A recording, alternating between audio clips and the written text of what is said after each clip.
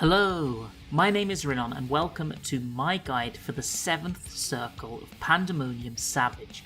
This encounter combines precise player placement with the ever-looming risk of managing to run straight off the edge of the 3 small platforms that make up the arena for most of the encounter.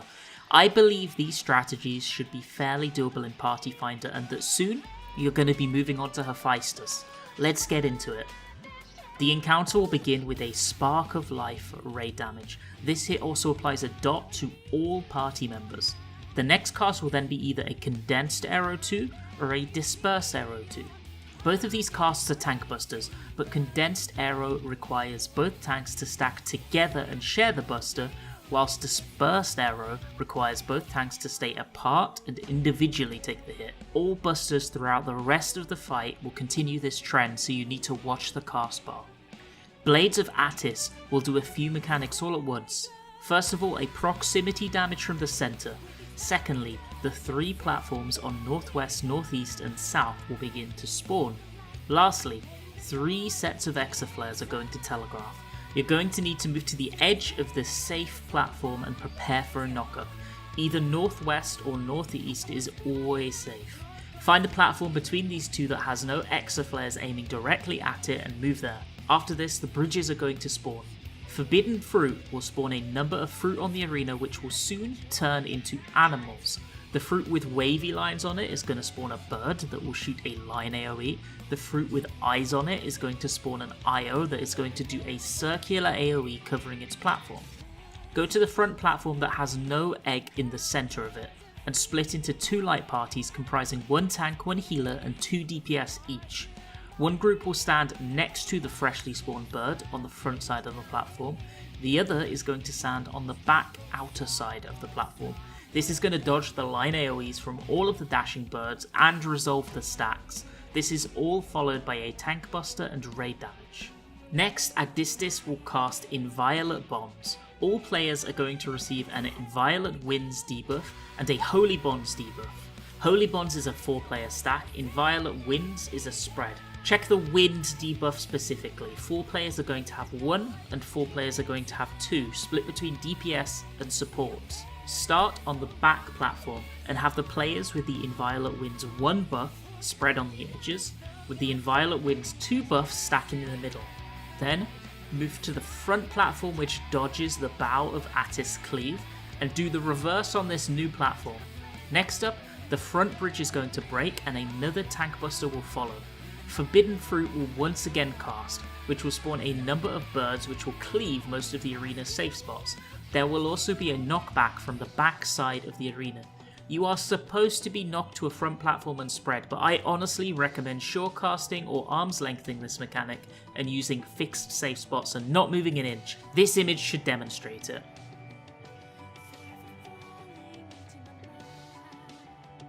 Then, have your assigned light parties move to the front left and the front right platforms respectively, near where the middle side of the arena should be.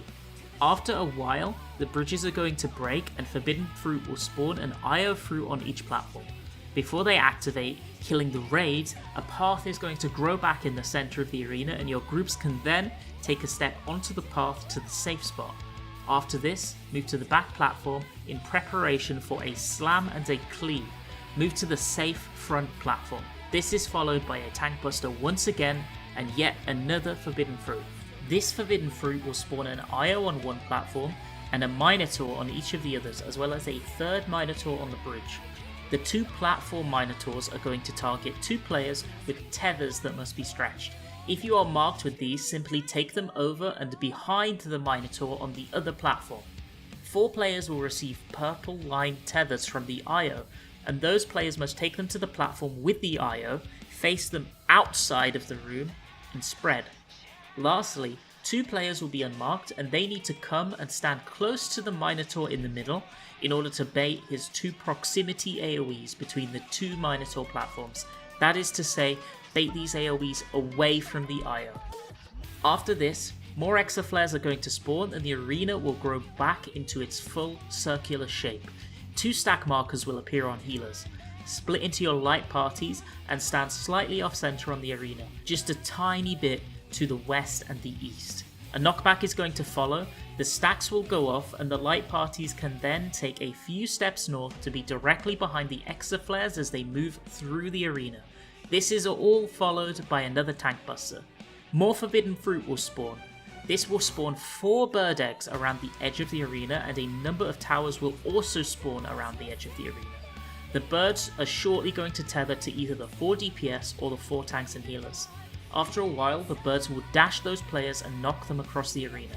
This can be short-casted or arm's length once again, and that's my honest recommendation on how to deal with this mechanic.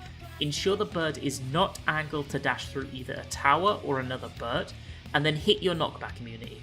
Regarding the 4 towers, make a clockwise priority from north and have the unmarked players take 1 each. Following this is another spark of life, and the group can then move together to one of the front platforms at the edge of the arena to stay safe from the upcoming proximity damage, and from the arena once again splitting into 3 platforms. Soon you will see the inviolate purgation cast bar.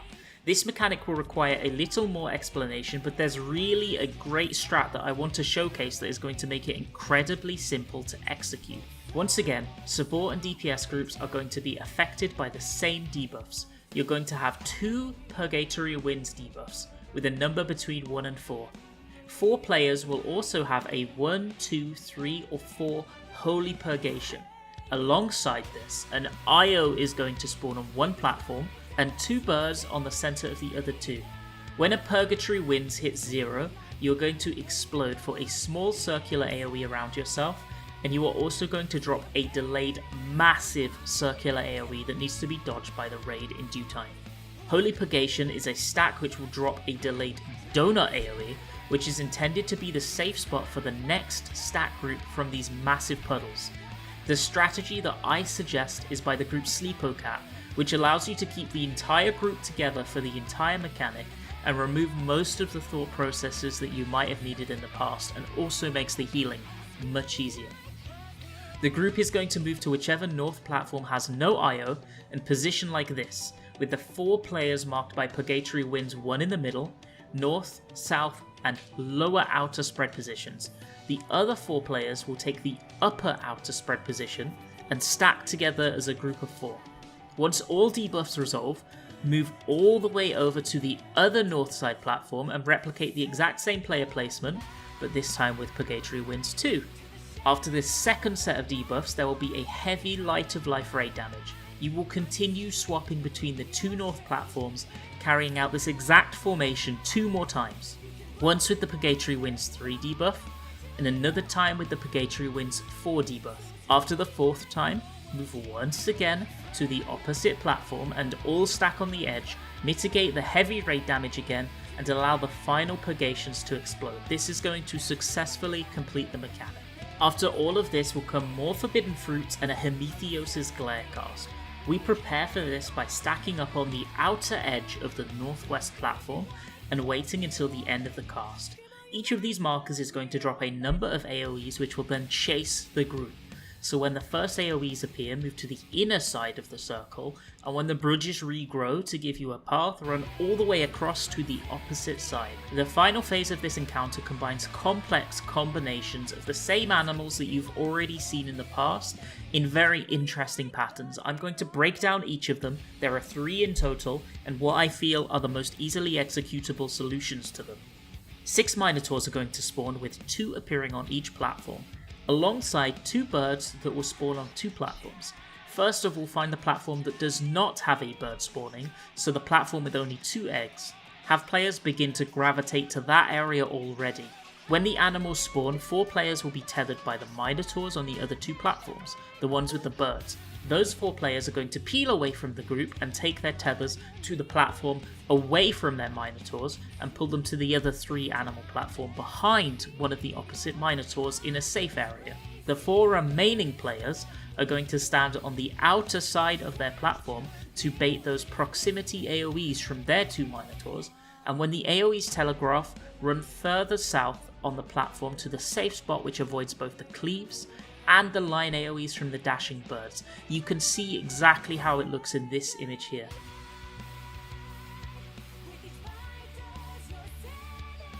Following this, Death's Harvest is going to cast. This one is going to spawn birds in the center of 2 platforms and a total of 3 IOs. 1 IO will be in the middle of the 3rd platform and the other 2 will be placed on bridges. The platform IO will do a circular AoE, the birds will do line dashes, and the 2 bridge IOs are going to tether 4 players apiece with the purple line AoEs that you've seen before. Resolving this is actually very simple. Ignore the platform with an IO on it, and look for the closest bird platform to your tethered IO. After that, simply spread along the edge of it to ensure players do not receive multiple hits, and you dodge the line AoEs from the birds. This diagram should demonstrate.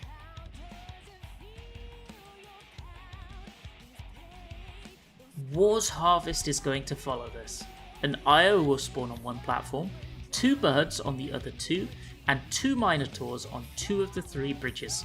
This looks like a hot mess, and it absolutely is. Here is how I recommend resolving it. Have the birds go to the bridge directly opposite of their tether and surecast there. The 4 IO tethers are going to spread on their platform in much the same way as before. The Minotaur tethered players will need to stand on the platforms with the 2 birds respectively behind the bird in order to stretch the tether as much as possible. This should safely resolve the mechanic. Following this is a raid damage, 2 light party stacks and an arena cleave. All of this is followed up by multiple Spark of Light raid damages which cycle directly into the in-rage cast. I really hope that this guide helped you at least a little bit on your path to clear P7S. If it did, I would absolutely love it if you could check out my 8 Circle Savage guides too. I worked really hard on them. Congratulations on your clears, and I hope you have an absolutely fantastic day.